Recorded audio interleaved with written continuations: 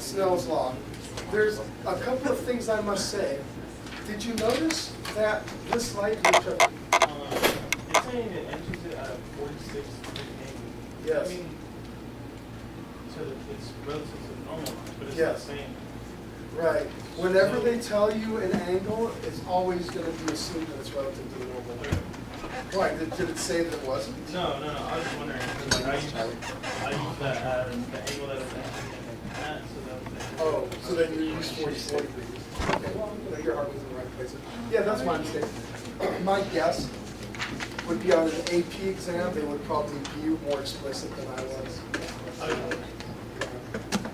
Okay, well, there's another thing I want you to see. You know, light travels in both directions, right? Yeah. What I mean to say is, what if I had a flashlight underwater and I shined it underwater? When that flashlight hit the boundary of the water and air, what path would that light follow? That one. Yeah, it would go the way it came. Yeah. I just want you to see it works both ways. Just as this child's toy, if it's going from fast to slow, it's going to bend towards the normal. If it goes from a slow region to a fast region, it would bend away from the normal, right? Now the right-hand wheel is in the fast substance. So the right-hand wheel is on the top floor, and it would bend away from the normal. Sure. That is the light.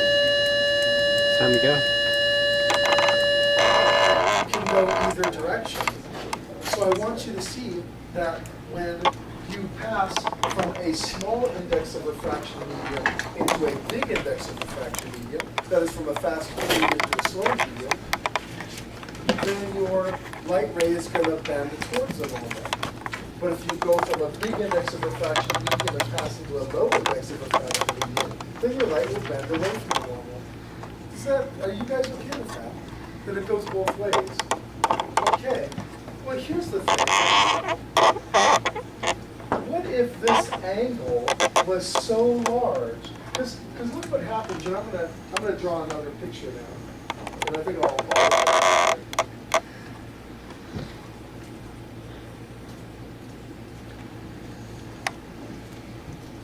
and I'm gonna have air on top and water on the bottom, just because I think that's what you guys are more accustomed to.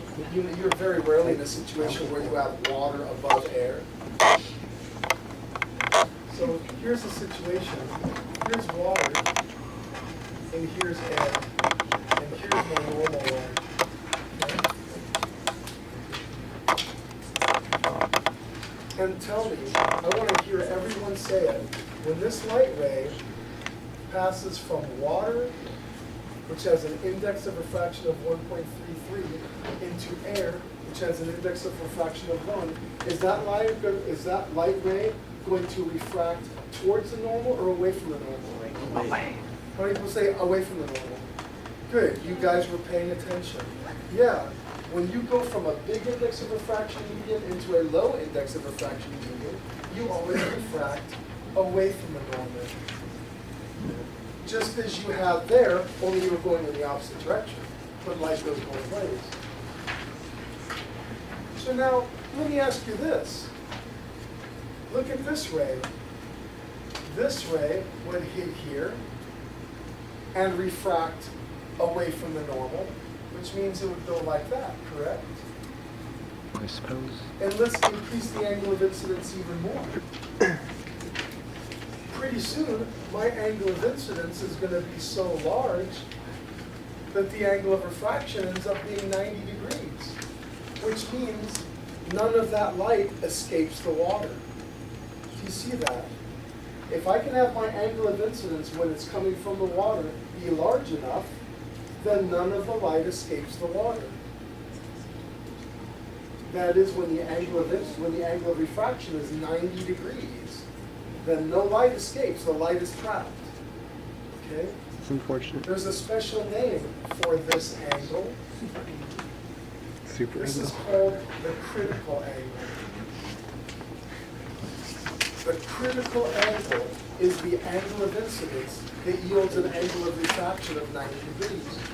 And please answer number 7 on your little tally sheet.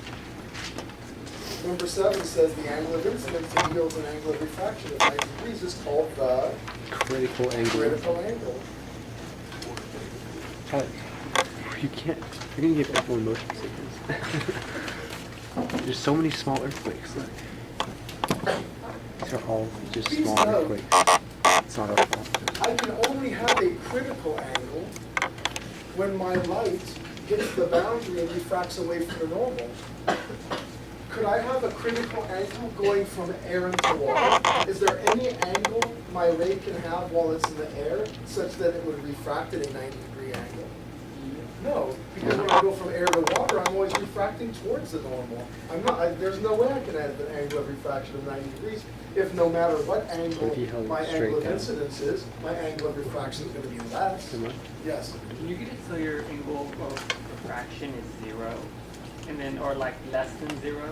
Well, you can't get it less than 0, but you tell me, how could I have an angle of refraction of 0? Yeah, Yami. Straight Yeah, straight Yeah. along what? Normal lines. along the normal line. Thank you. If your incident ray is along the normal line, then you get no refraction. Then it would just continue on through the water. So Forever. there's your 0 angle of refraction. Okay, so the only way you can get an angle of refraction of 90 degrees, the only way you can have a critical angle is if you go from a high index of refraction medium into a low index of refraction medium. Never the reverse. Never like that, only like this. Yeah. So I'd like you to please answer number 8.